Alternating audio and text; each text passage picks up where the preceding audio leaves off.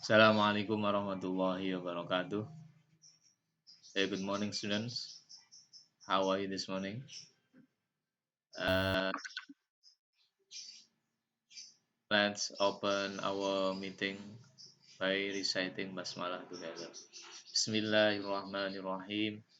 Oke, untuk pertemuan pagi ini kita akan mempelajari present perfect tense. Present perfect ini adalah salah satu jenis dari tense atau tenses ya. Oke, coba kita lihat contoh. Have you submitted your assignment, Carla? Yes, I have. I have just submitted it.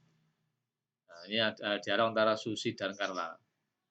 Susi, apakah kamu sudah mengumpulkan tugasmu, Carla? Carla jawab, yes, I have. Ya, saya sudah mengumpulkan. Saya baru saja mengumpulkannya. Nah, ini mengumpulkan tugas itu sudah dilakukan oleh Susi. Nanti untuk penjelasan lebih lanjut bisa kita pelajari. Di dialog ini menunjukkan completed action happens in the present. Jadi pada saat berbicara, kegiatan ini sudah selesai. Nah, ini katakan bentuk present perfect tense. Di present perfect tense itu mendeskripsikan kegiatan yang terjadi pada waktu lampau yang tidak dijelaskan atau tidak tentu ya, atau dimulai dari masa lampau dan berlanjut hingga saat ini. Di present perfect ini untuk menunjukkan hubungan antara masa lampau dengan saat ini. Ya, apa yang terjadi pada masa lampau itu relevan dengan apa itu saat ini, pada saat berbicara. Itu intinya seperti itu. Jadi pekerjaan sudah diselesaikan, sudah komplit ya, dan masih terus berlangsung. Oke. Untuk formnya, bentuk positif nanti ada subject, have atau has, terus tambah past participle atau verb 3. Jadi kalau subjeknya I, we, you, they, ana, and ani atau jamak, benda lebih dari satu, orang lebih dari satu, maka menggunakan have tambah verb 3. Untuk subjek he, she, it, Sarah misalnya, orang atau benda tunggal, maka menggunakan has verb 3. Oke, ini untuk kalimat positif. Untuk contohnya, I have had breakfast. Ini subjeknya I, terus have, had, verb 3 ya. I have had breakfast. Saya telah sarapan. We have gone to USA. We, subject, have, gone, verb 3, to USA. Keterangan tempat. Kita telah pergi ke Amerika Serikat. She has borrowed my novels. She has borrowed verb 3. Dia telah meminjam novel-novel saya. Sarah has moved to Jakarta. Sarah telah pindah ke Jakarta. Ini untuk contoh kalimat positif. Next, berikutnya untuk kalimat negatif. Bentuknya tinggal ditambah not setelah have atau has. Subject, have atau has, not. Past participle sama. Sama untuk subjeknya I, we, you, they, ana, and ani, ulang banyak yang nambah have, terus not, verb 3. Untuk he, she, it, Sarah, tambah has, tambah not, tambah verb 3. Contohnya, I have not had breakfast. I have not had breakfast. Saya belum sarapan. Jadi, bukan saya tidak sarapan. Nah, tadi kan kalau positif kan saya telah sarapan, berarti negatifnya saya belum sarapan. We have not gone to USA. Kita belum pergi ke Amerika. She has not borrowed my novels. Dia belum meminjam novel-novel saya. Sarah has not moved to Jakarta. Sarah belum pindah ke Jakarta. Seperti ini ya. Berikutnya untuk pertanyaan atau interrogatif sentences, kalimat pertanyaan. Nah, ini nanti kalau yes no question, pertanyaan jawabannya yes atau no, itu have atau has di depan, diikuti subjek, diikuti past participle. Have, subjek, past participle. Has, subjek, past participle. Oke, contohnya, have you had breakfast? Have you had breakfast? Apa kamu sudah sarapan? Yes, I have. Ya, saya sudah sarapan. Have you gone to USA? Apa kamu telah pergi ke Amerika? No, I have not. Belum. Gitu ya. Has she borrowed your novels? Yes, she has. Jawabannya seperti itu. Has Sarah moved to Jakarta? No, she has not. Nah, untuk pertanyaan yang menggunakan question words atau kata tanya, misalnya ada why, ini WH question. Why has Sarah moved to Jakarta? Why has Sarah moved to Jakarta? Mengapa Sarah telah pindah ke Jakarta? Jadi kalau seperti ini, tinggal menambah kata tanya di depannya has. Nah, jawabannya bagaimana? Because she has gotten a job there. Karena dia telah dapat pekerjaan di sana. Yang lain, how long has Sarah moved to Jakarta? How long? Berapa lama Sarah telah pindah ke Jakarta? Nah, she has moved to Jakarta for 3 years.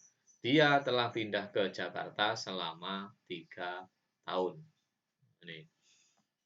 Ini untuk kalimat tanya. Sekarang function of present perfect tense, fungsinya. Ada beberapa fungsi ya, pada present perfect tense. Yang pertama, to describe an action or situation that started in the past and continues in the present. The action is completed, but we don't know exactly when it finished. Ini untuk mendeskripsikan kegiatan atau keadaan yang dimulai di masa lampau dan berlanjut hingga saat ini. Pekerjaannya complete. Pekerjaannya complete, tapi kita tidak tahu pasti kapan itu diselesaikan. Contohnya, I have worked in Solo for 10 years. Ada, I have worked in Solo for 10 years.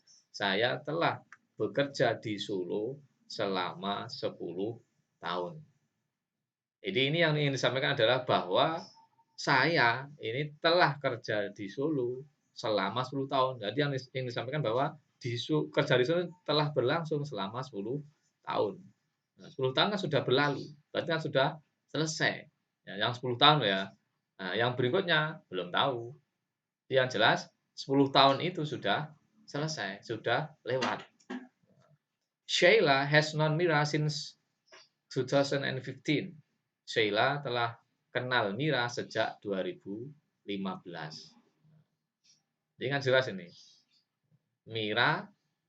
Sheila sudah kenal Mira sejak 2015. Ini kan sudah lewat 2015 itu. Tapi di sini sejak ya, bukan pada. Ingat. Jadi sejak ini berarti kan mulainya suatu kejadian.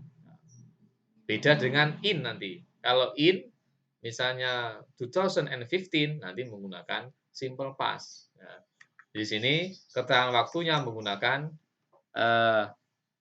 since dan atau for. Nah, menggunakan since atau for.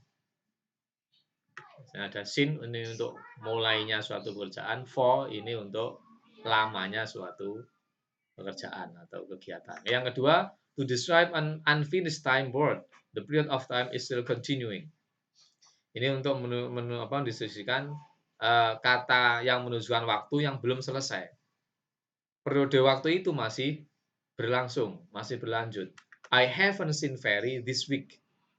Saya tidak lihat Ferry atau saya tidak ketemu Ferry minggu ini. Nah, minggu ini kan berarti minggu atau pekan ini. Nah, ini berarti misalnya mulai hari Senin sampai Sabtu, sampai Ahad. Ya, berarti pada rentang itu tidak ketemu Ferry. Mungkin bicaranya pada hari Kamis. Nah, jadi kan minggu pekan ini atau minggu ini kan masih jalan. Seperti itu ya. Biasa bisa menggunakan today, hari ini berarti kan satu hari ya. This week, minggu ini atau pekan ini, this month, bulan ini, this year, tahun ini. Jadi menggunakan keterangan waktu yang panjang. Okay, to describe a repeated action in the past and it might occur again. Untuk mendeskripsikan kegiatan yang berulang-ulang di masa lampau dan mungkin terjadi lagi. Misalnya I have read, perhatikan membaca read ya. Bentuk ketiga dari read adalah read. I have read. Tulisannya sama tapi bunyinya beda. I have read this novel twice. Saya telah membaca novel ini 2 kali. Nah, membaca novel 2 kali kan sudah lewat. Tapi mungkin nanti bisa diulangi lagi. Yang ketiga, yang keempat itu kan belum. Jadi yang dibicarakan adalah, yang disamakan adalah 2 kali. Ini berarti sudah lewat, berulang-ulang yang sudah lewat. Ya. Harry has had dinner at the restaurant for many times. Harry telah makan di malam di restoran beberapa kali. Nah, has had dinner. Had ini bentuk ketiga dari have. Harry has had dinner. Biasanya menggunakan keterangan twice, many times, several times, jadi menunjukkan waktu yang berulang-ulang. 4 times, 5 times, dan seterusnya. Ya. To describe an action that recently finished. Untuk mendeskripsikan kegiatan yang baru saja selesai. Baru saja diselesaikan. Lydia has just arrived. Lydia has just arrived. Lydia baru saja sampai. Nah, ini barusan terjadi. Sampai kan sudah terjadi sampai. Kegiatan sampai. Tapi barusan. Lydia has just arrived. We have just finished our assignment. Kita baru saja menyelesaikan tugas kita. Jadi biasanya menggunakan kata waktu just, already, recently, dan yet. Yang berikutnya, to describe a finished action with a result in the present. Focus on result. Untuk mendeskripsikan kegiatan yang sudah selesai dengan hasil yang ada, yang bisa dirasakan pada saat ini. Ini fokus pada hasilnya. Perhatikan, I have lost my key, so I can't enter my room. Saya telah kehilangan kunci saya. Jadi saya tidak bisa memasuki ruangan saya. Nah, sini saya telah kehilangan kunci. Apa damanya saat ini? Oh, saya tidak bisa masuk kamar. Nah, ini kan hasilnya apa? Saya tidak bisa masuk kamar. Jadi kehilangan kunci sudah terjadi, ada dampak saat ini. Nah, biasa menggunakan just, already, recently, yet. Bisa juga tanpa keterangan seperti ini ya. Yang berikutnya, yang terakhir, to describe our life experience. We usually don't give a specific time when the past event or action occurred. Jadi untuk mendeskripsikan pengalaman atau sesuatu yang kita alami, baik yang kita pernah lakukan atau yang belum. Misalnya, I have never been to Korea. I have never been to Korea. Nah, saya belum pernah ke Korea. Nah, never ini tidak pernah. Nah, berarti menjadi saya belum pernah ke Korea. Nah, ini kan berarti belum dialami. Kalau yang kedua, I have been to Europe. I have been to Europe. Disingkat, ya, ini have disingkat I've. Ya. Been bentuk ketiga dari be. Saya pernah ke Eropa. Nah, berarti yang pernah dilakukan. Nah, keterangannya biasa menggunakan ever, never. Ever yang pernah, never yang belum pernah. Ya, ini beberapa fungsi dari present perfect. Kalau kita perhatikan, Diulangi lagi coba bentuknya jelas subjek have verb 3. Subjek has verb 3 ya. Ini yang negatif, subjek have tambah not singkat haven't ya, verb 3 dan seterusnya. Jadi ya, saya kira seperti ini untuk present perfect ya. Jadi intinya secara umum present perfect ini untuk menyatakan kegiatan kejadian yang sudah selesai atau sudah terjadi di masa lampau dan masih ada kaitan dengan saat ini. Apakah kaitannya ini menunjukkan bahwa suatu itu nanti bisa dilakukan lagi atau ada hasilnya dan lain sebagainya. Oke, saya kira cukup untuk pertemuan kali ini. Nanti kalau ada yang belum jelas bisa ditanyakan. Okay, let's close our meeting by reciting hamdalah together. Alhamdulillahirabbil alamin. Assalamualaikum warahmatullahi wabarakatuh.